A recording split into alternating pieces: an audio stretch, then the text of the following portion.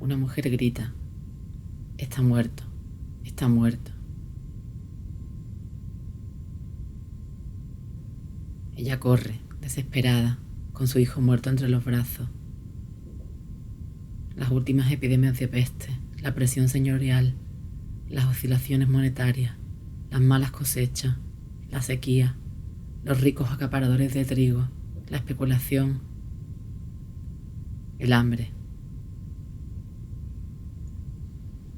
Son las primeras horas del día. Córdoba, 6 de mayo de 1652.